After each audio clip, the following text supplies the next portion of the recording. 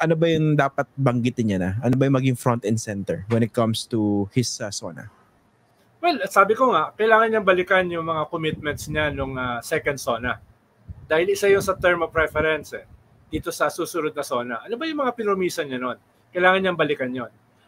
Ikalawa ay saan niya dadalhin itong remaining 3-4 years ng kanyang gobyerno? Dahil halos nangangalahati na siya. So medyo susukati na siya rito. Lalong-lalo na sa usapin ng ekonomiya. Pero yung isang napakalaking, uulitin ko, elephant in the room ay yung politika. Ito kasi yung first SONA, itong third SONA na ito, na practically wala na talaga yung unity team. No? Ito yung SONA na talagang biyak na sila ng Vice President at yung mga kaalyado ng Vice President. Actually, nagbubuo siya ng bagong ruling coalition na hindi nakasama yung partido na nakaalyado niya noong 2022 nung tumakbo siya bilang presidente at nung nanalo siya, yung Hugpong at saka yung PDP laban. Ito yung in a way ay very defining moment sa kanyang politika. Maliban pa sa kakalunsad lang niya nung bagong Pilipinas, at dito sabi niya, ito yung magiging ideological framework itong parating na mahigit 3 taon. So meron na siyang pinagmamalaki na ideology na wala nung una at saka ikalawang SONA. Nung unang SONA niya ay hinahantay ng lahat yan dahil nung kampanya ay wala naman siyang nailatag na plataforma o vision maliban sa 20 pesos na kilo na bigas. Kaya teka lang, huwag naman kayo revisionist. Nangako siya ng unity. Unfortunately, sorry. I stand corrected. Ayun, buti naman. Kasi dito, factual lang tayo. Kasama sa plataforma niya, actually centerpiece unity. Kaso yun yata nag-fail, no? Hindi na panatiling unity team Oo. At nakita natin, kahit nung first SONA niya, nakita natin yung mga cracks. Masama loob ni ex-President Gloria Macapagal-Arroyo dahil hindi siya naging speaker. Diba? At later, parang masama rin yung loob ni Vice President Sara Duterte dahil naaninag na niya na yung kanyang hinihinging departamento, yung Department of National Defense, ay hindi ibibigay sa kanya. At naalala ko, nung SONA na yan, nag-press con si presidential sister nung umaga para isuggest sa kanyang kapatid yung ano yung dapat lamanin ng SONA. Mukhang dined ba yung lahat ng kanyang sinabi. Yung lahat ng sinabi ng presidential sister. Kaya makikita mo yung mga initial cracks dun sa unang SONA. Unang SONA pa lang. And the rest is history nitong nakaraang 2 taon. Dito ba sa third SONA mukha ba magkakaroon ng konting hint or indications of a Marcos offense against his political enemies? Kasi pwede mong gamitin yung plataforma, di ba? Technically. Well, dahil sa personality ng presidente, baka at best indirect. At best indirect yung kanyang magiging message sa kanyang mga political enemies. Na malinaw naman kung sino at this point. Dahil lahat na ng threats, binato na sa kanya. Pero knowing his personality na conflict averse at saka passive-aggressive, baka indirect.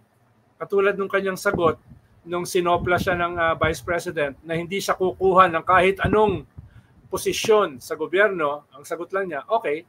Di ba? No need to comment daw. No need to comment. Oo, di ba? Okay lang. So, I doubt kung babaguhin na yan going into tomorrow's SONA dahil nga sa kanyang personality. Pero baka yung kanyang mga kaalyado, baka yun yung mas mag-sharpest line.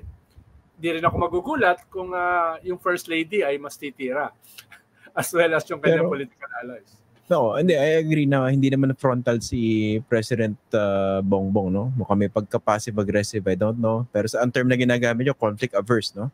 Baka naman pwede rin passive-aggressive. Pero, di ba, the moment na magbanggit ka, for instance, talagang itataguyod natin ang rule of law. Pag sinabi kunwari, bumanat siya ng konti dun sa drug war, di ba? May na agad yun May mensahe na agad yun. Diba? Tulad nung sinabi niya before nung nagkaroon ng isang malaking confiscation ng droga sa Batangas ba yun? Diba? Sabi niya, kita niyo, walang patay.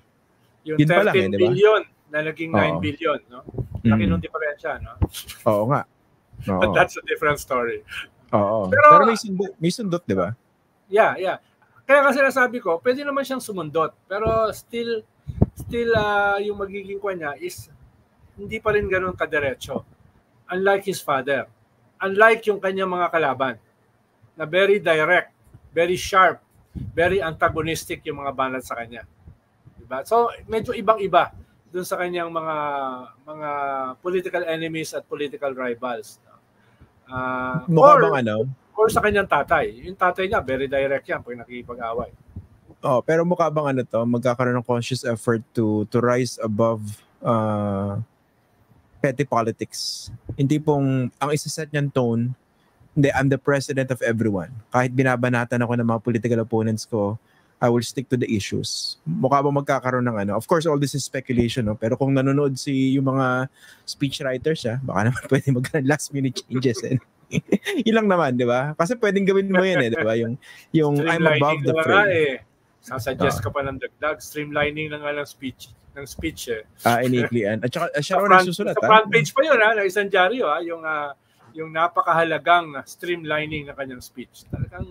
mukhang worthy of a Pulitzer Prize. Yung mga ganong angulo. Yung mga ganon.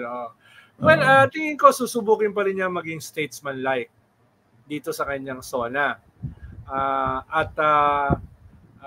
Tingin ko ay mas magfo-focus siya siyempre dun sa mga problema ng bayan. Pero tingin ko ay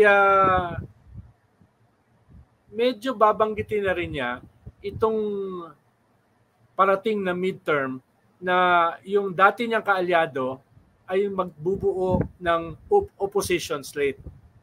No? Opposition slate. Tingin ko papahapyawan na rin niya yan. Lalo na, susukatin siya dito sa midterm na ito. Yung binubuo niyang ruling coalition ng mga bagong partido na hindi naman kasama doon sa kanyang partido nung siya ay tumakbo bilang presidente. Or hindi nga pinahiram yung kanilang partido para siya ay mag-register. Pero ngayon ay hihikayatin na niya. Kaya hindi maiiwasan na may kaunti rin siyang padaples.